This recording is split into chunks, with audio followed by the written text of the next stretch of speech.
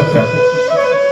जो मन की स्थिति थी, मनस्थिति बदल गई महाराज, क्योंकि उनका मन कन्हैया से जुड़ा हुआ महाराज।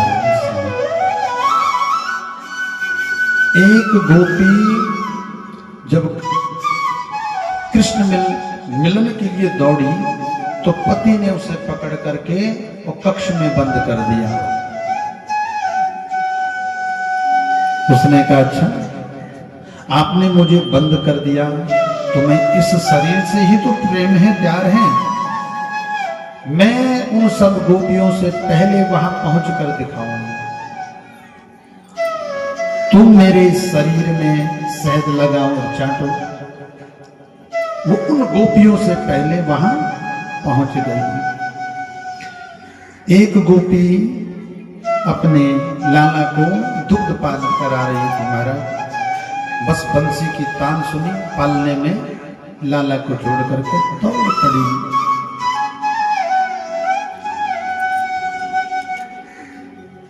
राजऋषि परीक्षित कहते हैं, राजन ये ठीक नहीं है, ये जो गोपियां हैं,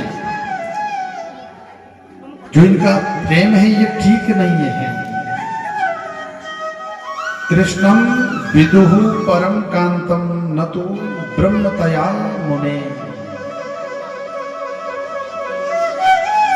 अरे पति मान करके ये कृष्ण पति मान रही है कृष्ण को, ये ठीक नहीं है। कांत मान रही हैं। पूज्य श्री सुखदेव जी महाराज कहते हैं, राजन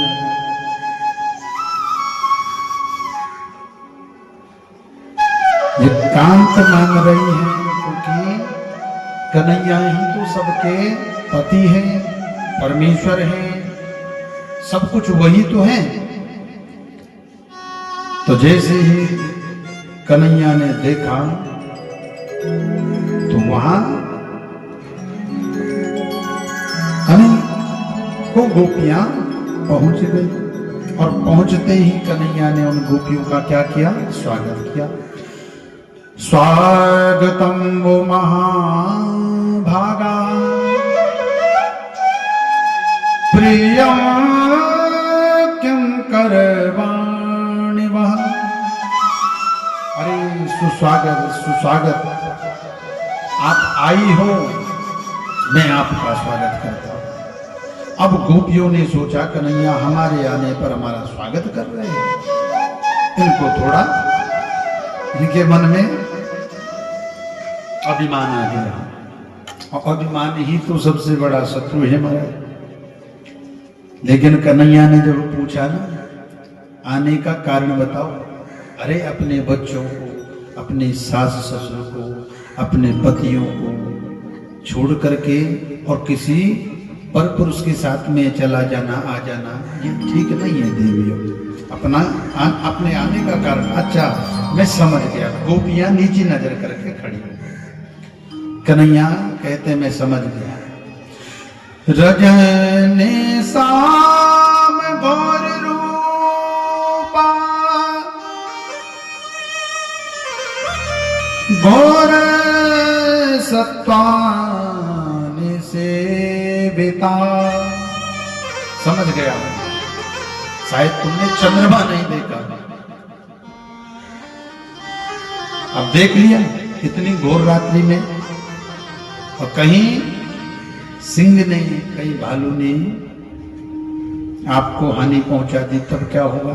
यहां तो इन सब जीव रहते हैं। जाओ घर चले जाओ, क्योंकि भगवान क्या करते हैं? परीक्षा लेते हैं। पहले परीक्षा में पास तो हो। दृष्टम वनम कुसुमितं राकेश कररंजितम। कितना सुंदर वन है और चंद्रमा खिला हुआ है अभी अभी। देख लिया देवियों, जाओ मैं तुम्हें एक पतिव्रता नारी की बात बताता हूं। कन्हैया उन गोपियों को समझा रहे थे कि एक पतिव्रता नारी थी, पति कहीं बाहर से थक करके आए, थके हारे आए और पत्नी आंगन में बैठी हुई थी और उसी आंगन में उसका छोटा 1.5 साल का बच्चा खेल रहा था। अब पतिव्रता नारी के लक्षण आप देखिए क्या है। वो जो छोटा सा नन्हा सा उसका बालक था, तो उसी आंगन में अग्निकुंड भी था। अब पति आए, पति ने पत्नी की गोद में सिर रखा और पति को नींद आ गई। अब ये जो बच्चा था खेल रहा था आंगन में उसका, वो खेलते खेलते उस कुंड में चला गया। लेकिन पत्नी ने क्या किया, उस बच्चे को नहीं बचाया, क्योंकि पति अभी अभी आए हैं, गहरी नींद में हैं। अगर मैं इन्हें जगाती हूं तो मेरा जो पतिव्रत धर्म है वो सब समाप्त हो जाए। अब जो होगा देखी जाएगी। जब पति की नींद खुली, दौड़ी दौड़ी गई तो उस अग्नि कुंड में वो बच्चा किलोल कर रहा है, खेल रहा है। ये पतिव्रता नारी क्या महत्व है। गोपियां नीचे नजर करके बैठी। अब गोपियों ने कहा, देखो हम सब कुछ छोड़ करके आ गए और ये कहते तुम आई क्यों हो, तुम ये हो, तुम वो हो।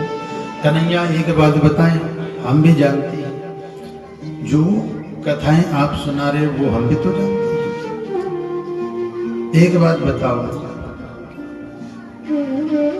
कि एक पतिव्रता नारी है और पति प्रदेश जाते समय पत्नी कही मैं तुम्हारे बिना तो नहीं रह सकती हूँ, तो पति ने अपनी मूर्ति बना करके उसको दे दी कि जब तक मैं बाहर रहूं तब तक तुम इसकी पूजा करना, जब मैं आ जाऊंगा तो तब इसे किनारे करके तब मेरी पूजा करना, मेरी सेवा करना।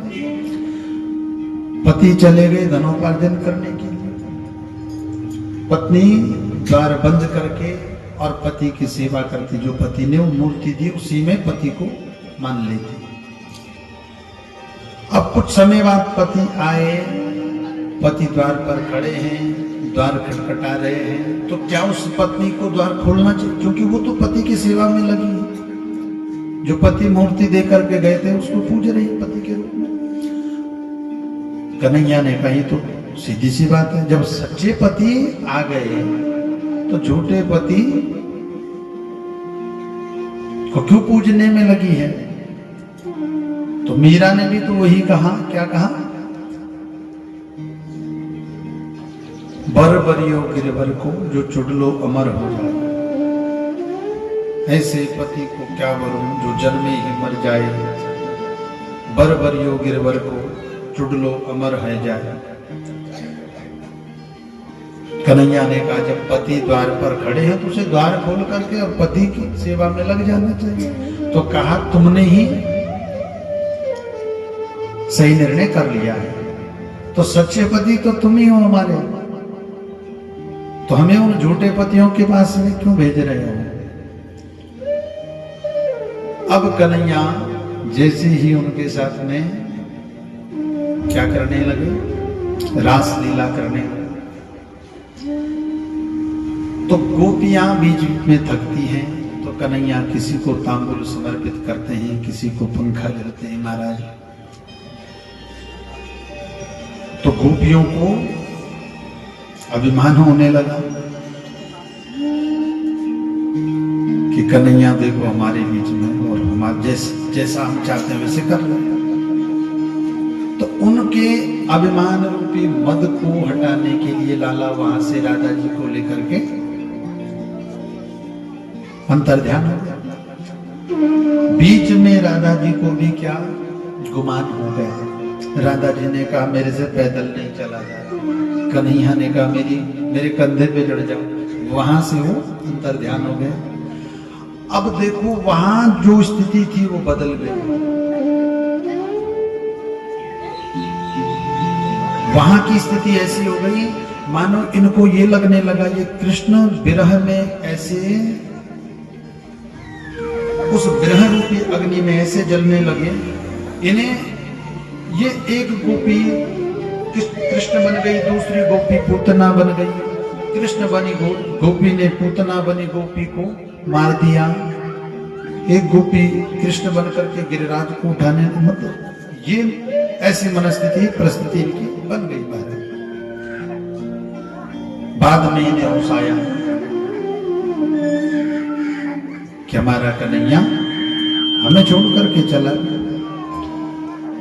तो ढूंढने लगी, हे श्री कृष्ण, हे श्री कृष्ण, हे श्री कृष्ण, कहाँ हो, कहाँ हो। और इधर राधा जी की भी वही स्थिति। तो राधा जी भी इनको यमुना पुलिन के तट पर मिल गई। राधा जी ने कहा, जो कमी तुम्हारे जीवन में थी आज वो मेरी भी पूरी हो गई। और सब चिल्ला करके क्या कहते हैं, हे नाथ रमण प्रेष्ठ क्वासे क्वासे महाभुज। हा नाथ, हा रमण। और कन्हैया को अगर ढूंढना है तो हमें यमुना का आश्रय लेना पड़ेगा। पुनः पुलिनमागत्य कालिन्द्यागो कृष्ण भावना, कालिंद्या कृष्ण भावना। यमुना के तट पर आकर के और ये सब कृष्ण मिलन के लिए प्रार्थना करने लगे। प्रार्थना क्या करी है, हे लाला, हे कन्हैया, जब से तुम ब्रज में आए तो जो स्वर्ग की लक्ष्मी है, जो रमा है, वह भी स्वर्ग से ब्रज में आ गई। इस ब्रज की जो महिमा है तुम्हारे आने से इतनी अधिक हो गई कि जितनी इसकी महिमा का कोई वर्णन करे वो थक जाएगा महाराज। और तुमने हमारे साथ में कितने बड़े बड़े अत्याचार होने जा रहे थे, तो उन अत्याचारों से, दुष्टों से हमको बचाया। अरे अगर इस प्रकार से छोड़ करके तुम्हें जाना था तो हमें उसी समय मरने देते। आज ये विरह रूपी अग्नि में आप हमें जला रहे हो और तुम्हारे जो चरण हैं वो तो बहुत कोमल हैं, कोमल चरण हैं। जब आप माखन लेकर के भागने लगे तो हमने कहा, रुको कन्हैया रुको, दौड़ो नहीं, तुम्हारे कोमल चरण हैं और कंकर कांटे तुम्हारे चरणों में चुभ जाएंगे। और आज उन्हीं कोमल चरणों को लेकर के आप हमसे दूर हो गए, ये अच्छी बात नहीं। तो गोपियां विरह रूपी अग्नि में नीतम नीतम यदि नवनीतम, हम चाहते हैं हमारे प्राण निकल जाएं, लेकिन तुम्हारे नाम का पहरे रूपी जो इसका द्वारपाल बना हुआ है वो निकलने नहीं देता है। अरे जैसे सीता जी जब रावण हरण करके ले गया तो सीता जी भी अपना प्राणांत करना चाहती थी, लेकिन आपका जो नाम ध्यान रूपी जो दरवाजा, जो ताला था वो लग गया, तो प्राण निकलने उसने नहीं दिए। नाम पहारो दिवस निसी,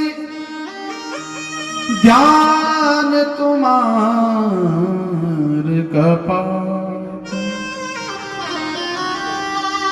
लोचन निज पद जंत्रित प्राण जाए के बाट।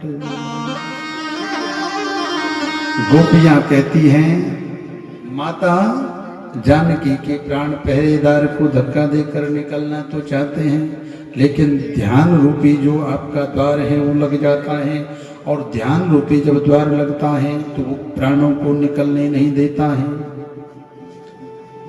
और वही स्थिति हमारी भी बनी हुई है।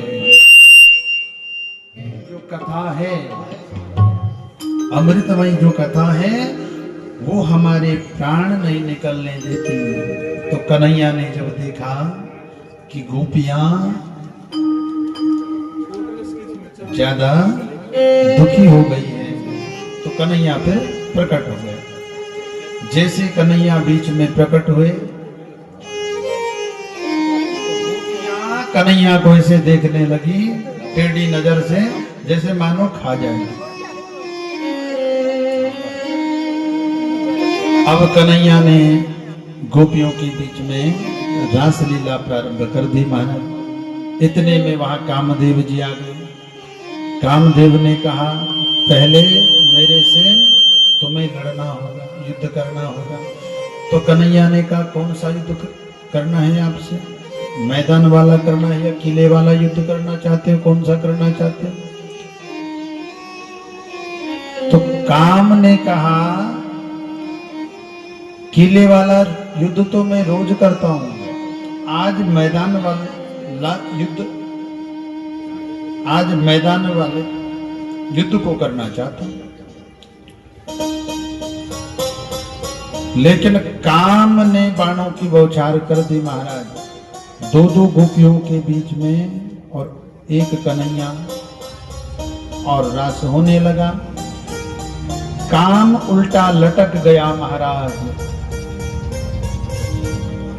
तो कहा कि जब कन्हैया ने रास लीला करी, क्योंकि कहा ना ये कांत मानती हैं और कांत मान करके ये ठीक तो नहीं है, तो 5.5 वर्ष का बालक क्या जाने काम भाव। और ये तो काम को उल्टा लटकाने, जब काम कोई भी बाण काम नहीं करे महाराज, कामदेव उल्टा लटक है। तो काम पर विजय प्राप्त करने की ये लीला है। अब नारद जी को लगा महाराज कि कन्हैया तो लीलाओं में ही मस्त हैं, और अभी कंस का भी उद्धार करना है, और प्रभु तो लीला में ही व्यस्त हैं, अपने आप को लीलाओं में ही भूल गए। तो नारद ने कंस के यहां जाकर के कहा महाराज कृष्ण और बलराम को कब मारोगे, मैं तुम्हारी विजय देखना चाहता हूं, और मैं परसों तुम्हारी विजय देखना चाहता हूं। कंस ने कहा भैया जितने भी राक्षस भेजे, जितने भी सैनिक भेजे, सबको तो समाप्त कर देते हैं, वापस कोई आता ही नहीं है। तो नारद जी ने कहा एक काम करो, तुम्हारे पास में जो धनुष है, धनुष यज्ञ करो, यज्ञ में उन्हें बुलाना और पीठ पीछे उनको मार देना। उनका ध्यान यज्ञ में रहेगा, धनुष पर रहेगा, वो यज्ञ देखने में, मेला देखने में लगे रहेंगे, और तुम उन्हें पीछे से मार देना। और इधर कन्हैया और बलराम सायकाल के समय थोड़ा थोड़ा धूप, थोड़ा थोड़ा छांव, सूर्यास्त के समय, और ये दोनों भाई गोचारण करके मार्ग में आ ही रहे। नारद जी वहां पहुंच गए। नारद जी ने कन्हैया को प्रणाम किया, लाला मैं तुम्हारी विजय श्री देखना चाहता हूँ, मामा को कब मारोगे, अब मैं परसों तुम्हारी विजय श्री। अब कन्हैया ने कहा देखो भैया, वहां मामा जी को कहकर के आए हो कि तुम्हारी विजय देखना चाहता हूं, और यहाँ कह रहे हो कि। तो नारद जी ने कंस को कहा ये काम आपको अक्रूर को सौंपना है। अक्रूर जाएगा उन्हें बुलाने, बुला करके लेकर के आएगा तो उन्हें मार देगा। और अक्रूर अगर मना करे तो फिर अक्रूर को ही मार देगा। तो अक्रूर ने कहा ये तो बड़ा दुष्ट है। अक्रूर जी को ये काम सौंपा गया। अक्रूर ने कहा इसके मन में ये भाव कहाँ से आ गया, कहा क्या करना है, उनको ला करके बोला वो मेला देखने में लगे रहे तो उन्हें मार देगा। अक्रूर ने कहा अगर मैं नहीं जाता लेने तो ये मुझे ही मार देगा, पर अब तो मुझे जाना ही पड़ेगा। तो अक्रूर जी रथ में बैठे, रथ, और वहां से 15-20 मिनट का रास्ता है, 15-20 मिनट ज्यादा से ज्यादा लगते हैं महाराज। अक्रूर वृंदावन की ओर चल पड़े। गच्छ नंद ब्रजम तत्र सुतावानक दुंदुभे। अक्रूर जी ब्रज की ओर, और उनके मन में कई प्रकार के प्रश्न उद्वेलित हो रहे हैं। आज मुझे लाला मिलेगा, लाला मुझे काका कहेगा, और न जाने क्या क्या कहेगा। अक्रूर जी के जो मनोरथ हैं, कहते हैं मेरे मनोरथ सिद्ध हो गए, आज मुझे लाला के दर्शन होंगे। मनोरथान करो तुच्चे जना देव हतानपी। मेरा आज तो जन्मांतरों का जो पुण्य था वह उदय हो गया, मुझे लाला के दर्शन होंगे, लाला मुझे काका कहेगा, बाबा कहेगा। और इस प्रकार से अब अक्रूर जी को 20 मिनट लगना था और रथ में ही समाधि लग गई अक्रूर जी की। जब होश आया तो मार्ग में इन्हें फिर कृष्ण बलराम मिल गए। मैं तुम्हें लेने आया हूं, लेकिन कन्हैया ने कहा देखो बाबा, काका जी ये माता को बिल्कुल भी ये बात विदित नहीं होनी चाहिए कि हमें कंस ने, मामा ने मारने को बुलाया। वो तो एक क्षण भी हमारे बिना रहती नहीं है।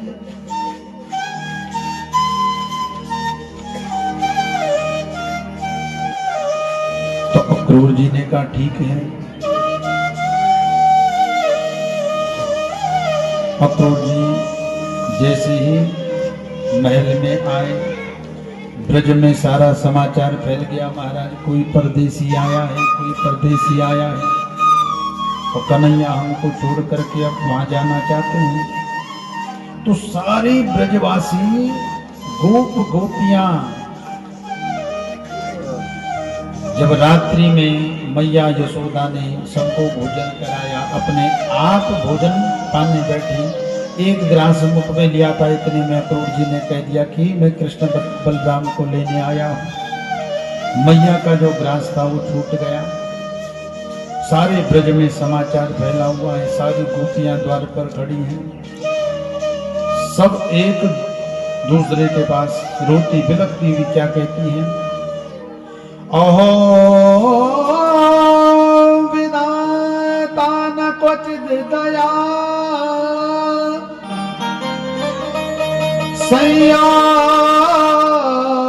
मैत्र्या प्रणय न देना।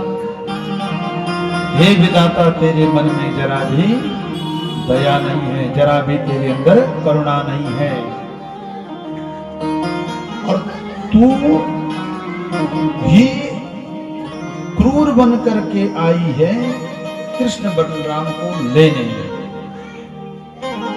जब मैया ने सोचा कि कल लाला चला जाएगा तो न कन्हैया को नींद आई, न मैया को नींद आई। आज न कन्हैया सोई न मैया सोई, क्योंकि एक क्षण के लिए भी ओझल नहीं होने देती। मैया डांट लगा देती बलराम को कि तू बड़ा भाई ऐसे ढंग से देखा कर, ये बड़ा उद्यमी है। रात्रि में मैया कन्हैया के पास में गए, कन्हैया भी सोए नहीं। कन्हैया को याद आ रही है मैया की, और मैया को कन्हैया की। मैया ने कहा देख लाला, मैं तो कितनी निर्दयी थी, कितनी निष्ठुर थी। मैंने थोड़ी सी माखन और दही के चक्कर में तुझे उखल से बांध दिया, लेकिन तू कभी इस बात को याद मत करना। एवं ब्रुवाणा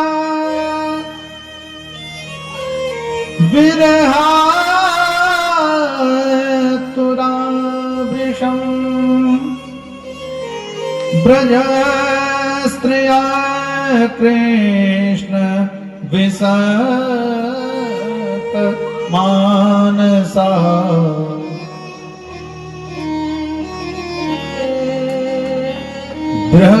अग्नि में जलने लगे। जितने गोपियां हैं, ब्रजवासी हैं, कन्हैया कब चला जाएगा हमें छोड़ करके। मैया यशोदा कहती है, लाला मैं तेरे से एक बात कहूं, तू जब छोटा था ना, छोटा, तो उस समय एक कौवा आया और वो तेरे हाथ में जो माखन भरी रोटी मैंने दी, वो उसको लेकर के उड़ने लगा, तो तू लेट गया मिट्टी में। और वो लीला जब मेरे हृदय में उतरती है तो मुझे लगता है ये प्राण क्यों है, और तू वहां चला जाएगा, मैं कैसे रहूंगी तेरे बिना।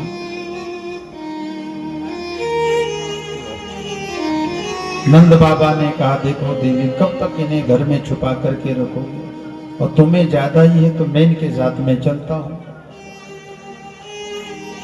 अब कन्हैया चल पड़े महाराज। जैसे द्वार खुले, सारी गोपी आगे से खड़ी कि मैं छोड़ने का निर्णय कैसे ले लिया, तुमने हमें छोड़ने का निर्णय कैसे लिया।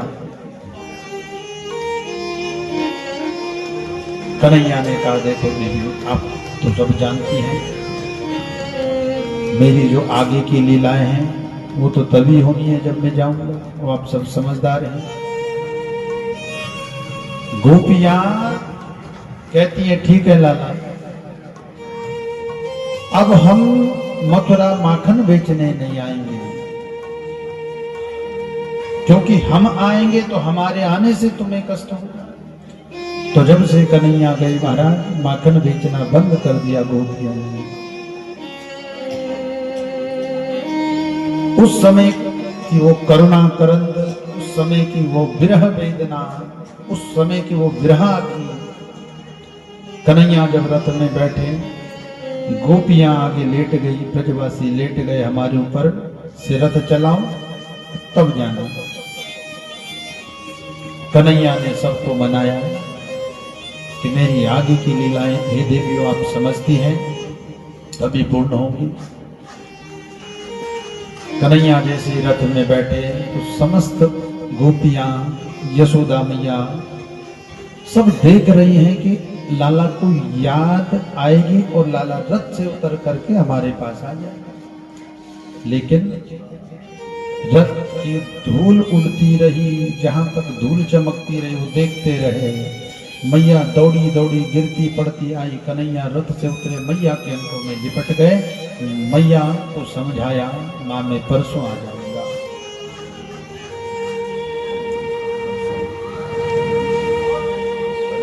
और फिर रथ में नंद बाबा भी बैठे और चल दिए।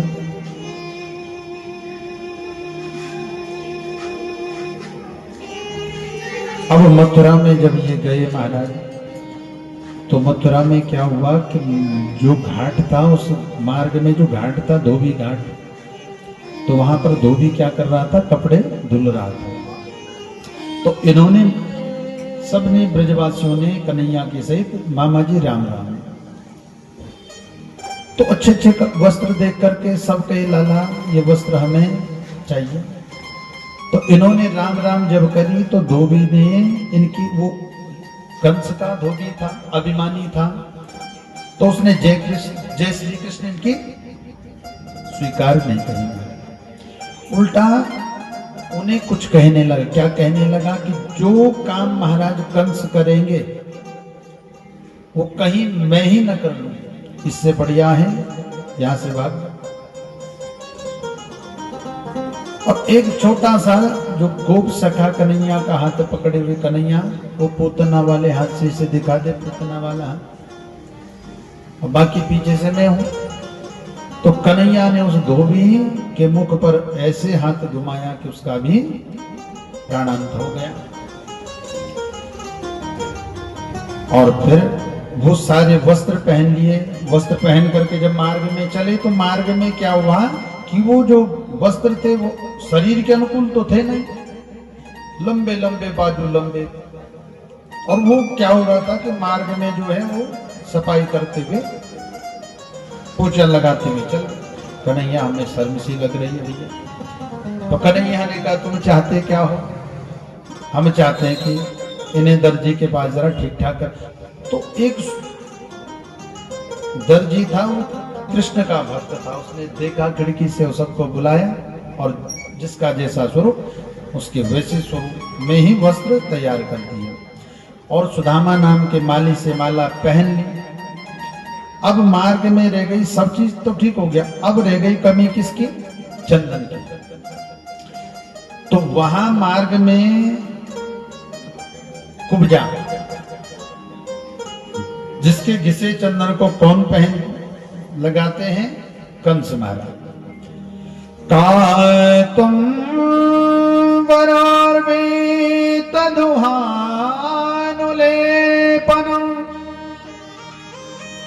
कास्यांगने वा कथय स्वसाधुनम् देहयावरो रंग विलेपमुत्तमम् श्रेयस्ततस्तेन चिरात् भविष्यति।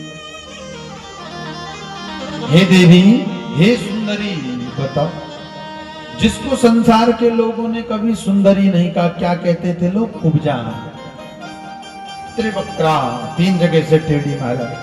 संसार के लोग उससे बात करना भी पसंद नहीं करते, लेकिन भगवान ने क्या कहा?